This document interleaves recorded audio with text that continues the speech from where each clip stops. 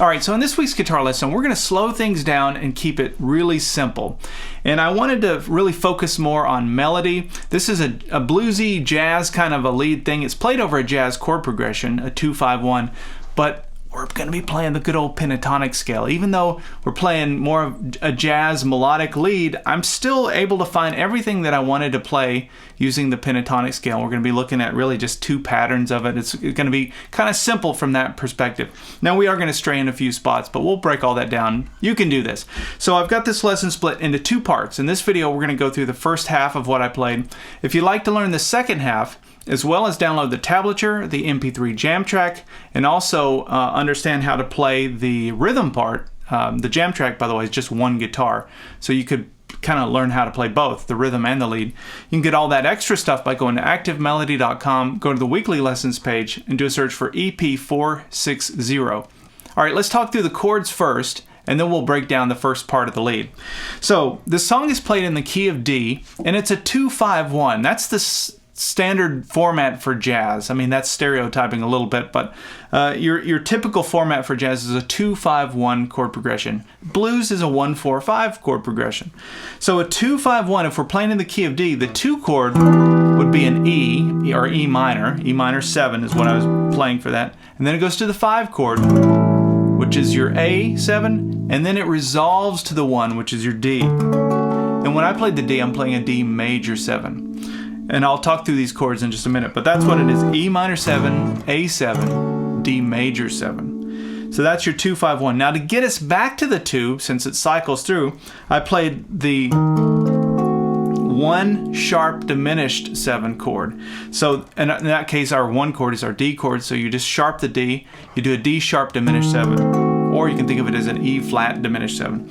But that's a nice transition. You can remember that going forward. If you're playing a 2-5-1 and you're just trying to get back, that's one way to do it that I hear quite a bit, is to sharp the 1 and play the diminished 7 of that. So that's the chord structure we're going to be working with. Let's listen to this first part of the lead and then we'll break it down.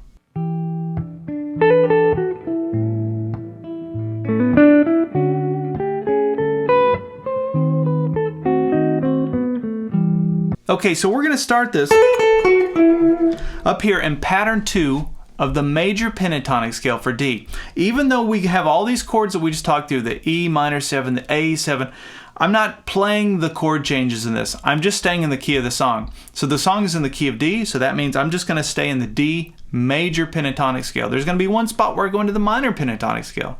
But for the most part, I'm just staying in the key of the song. Not for the most part, I am staying in the key of the song. So the D major pentatonic scale, pattern 1, would be right there, right? You can connect that to your D chord using the A shape. That's how I do it anyway. I think of that little triad there, which lives inside of major pentatonic scale, pattern 1. Pattern 2 then is right next door, sharing these same 2 notes here. And that's where we started, was up here in pattern 2. So it started with this little lick here. A little hammer on from the 10th fret to the 12th fret on the 2nd string, 11th fret 3rd string, down to the 9th fret 3rd string. Now somebody out there is going to say, why would you use the major pentatonic scale and not the major scale if you're doing something in jazz? And it just so happened when I was improvising and trying to hear a melody, the melody came from that place. Now remember, the major pentatonic scale lives inside the major scale, so it's not like they're really two different scales. They really share the same notes. The only difference is the major scale has 2 extra notes, so you can think of it that way. So you could take this major pentatonic scale and then add on the 2 extra notes to get the major scale. But for the most part, most melodies you can play with just using your major pentatonic scale. Okay, so now we're down in pattern 1, and then the next phrase goes like this.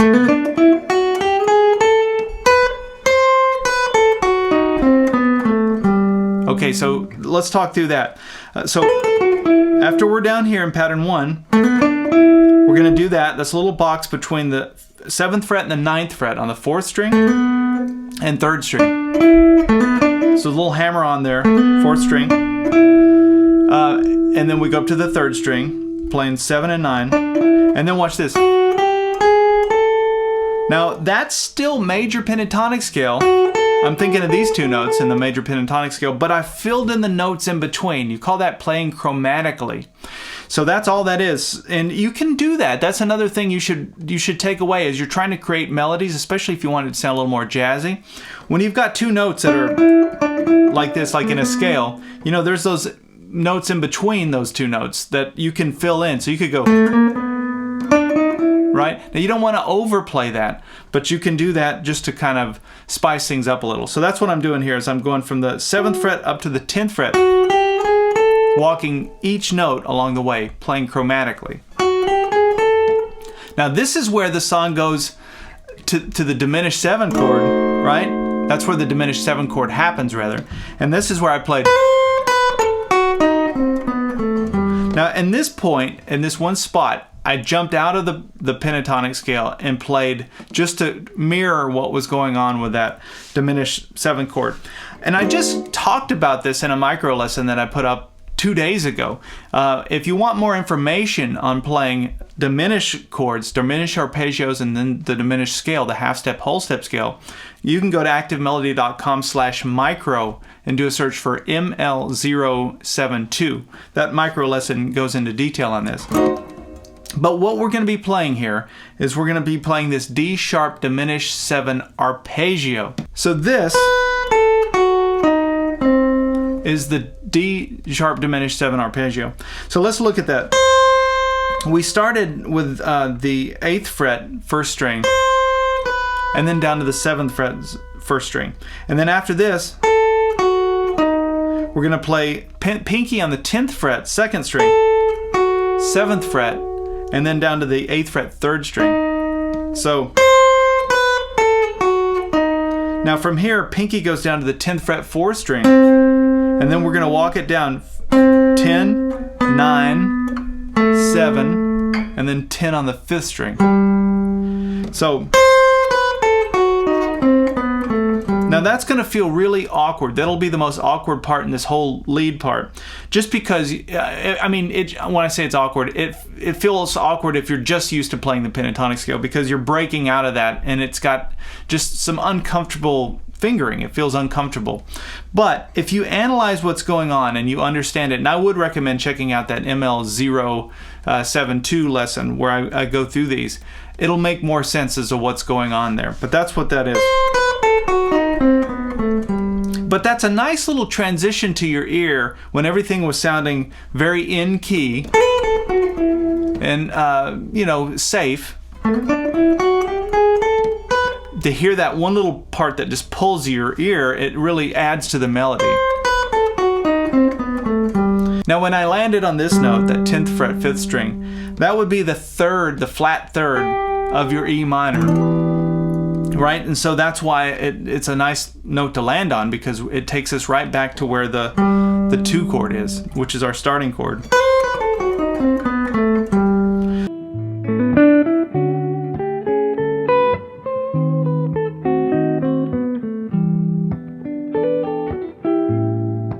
Okay, now at that point I just repeated what I played, but this time I added a little harmony to it, like a little double stop, harmonized third. So we're going back to the same spot, pattern 2 of your major pentatonic scale for D. This time I'm borrowing the first 2 strings on the 10th fret, and I'm doing a hammer on to the 12th fret 2nd string, playing strings 1 and 2. Let that be a little harmony that you can get out of this pattern 2 of your major pentatonic scale. Kind of country sounding, but it sounds great for this, for a harmonized lead. Then my middle finger goes down on the 11th fret 3rd string, and then I take these 2 strings here, or the positioning of my fingers on strings 2 and 3, and I slide that down 2 frets to this, which is another harmony. Middle finger is on the 9th fret 3rd string, index finger is on the 8th fret 2nd string. So, and this, by the way, I've talked about in several other lessons, but this is that harmonized lead that you can get off of your triad here. So I've talked about this before, and actually I'll put up a micro lesson on the screen where I just went through this, where I talked about all the little embellishments you can get off of this triad. And so that's what I'm doing there. That's what I was doing in my own mind. So you can see that I repeat myself quite a bit, no matter what style I'm playing, whether it be country or jazz or blues. Same little simple principles. I've got about 20 of them, and I reuse them in everything. So that's that part.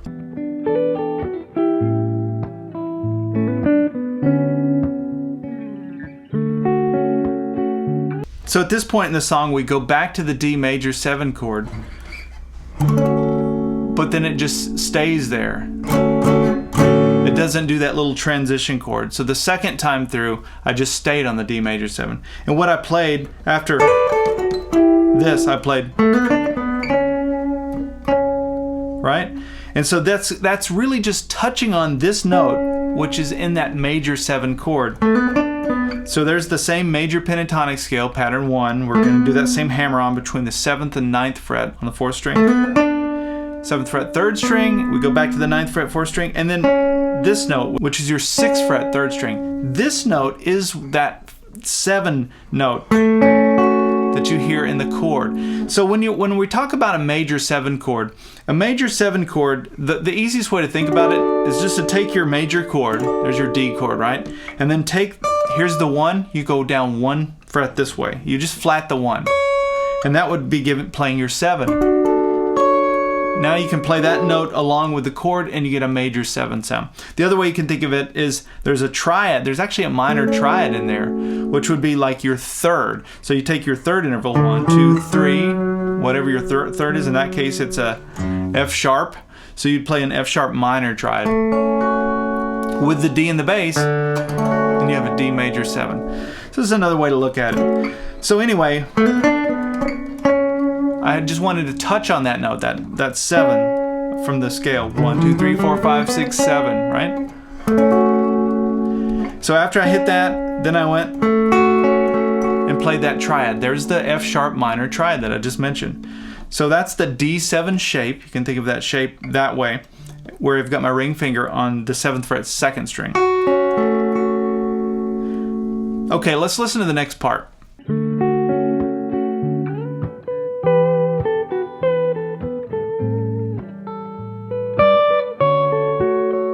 Okay, so we cycle through the chord progression again, but this time it has a little more of a bluesy shift.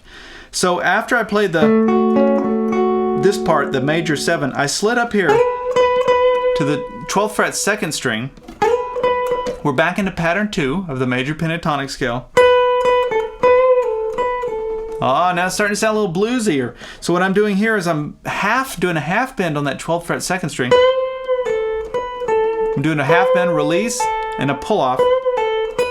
Now why did that sound more bluesy? Well, let's think about where we're at. Pattern 2 of the major pentatonic scale, but look what's next door. Minor pentatonic scale for D. This would be the D minor pentatonic scale, pattern 1.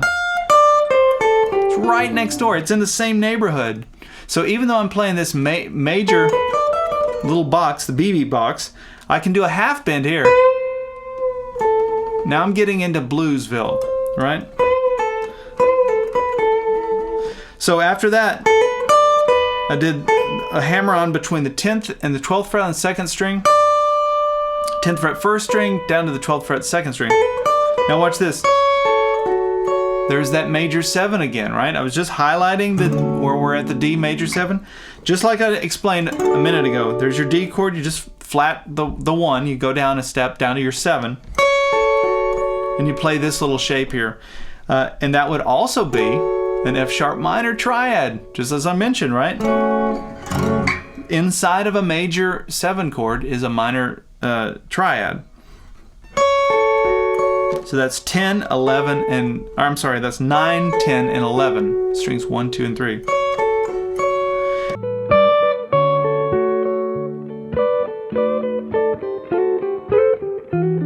Now after that I went,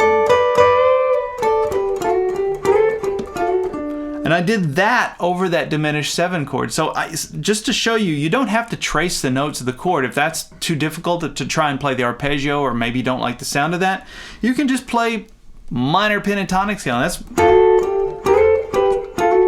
That's just a D minor pentatonic sound. So see, I went. So what I'm doing there is I'm borrowing strings 1 and 2 on the 10th fret, and then I come up here to the 12th fret 2nd string. Now this should look familiar. We've already played this in the previous cycle. So there, I'm holding down that 10th fret first string, while on the second string I'm going to do a half bend and release. So, and then strings 2 and 3 on the 12th fret, and then a little hammer on there. So that's the 10th fret strings 2 and 3, but we do a hammer on to the 11th fret 3rd string. So all together we have. Now watch this. So that's a series of double stops. You probably already know this if you're familiar with blues minor pentatonic scale pattern 1. But after this hammer on, 12th fret strings 2 and 3, then we slide into pattern 2 of the minor pentatonic scale, right? So that's 13th fret 3rd string. I'm sorry, 14th fret 3rd string, 13th fret 2nd string. So back to the 12th fret, and then that hammer on from the 10th fret. So hard to do when you're doing it quickly, but you can get through this. If you can't bar that 12th fret, I'm not sure when I played it, when I just listened back to it, I'm not sure that I barred that. I think I meant to. But even if you can't, you can just hit that 12th fret 3rd string. So you could go like that. Just one note. Just depends on how, you know, how your fingers are, if you can do that. So after that, let's listen to the next phrase and then we'll move on.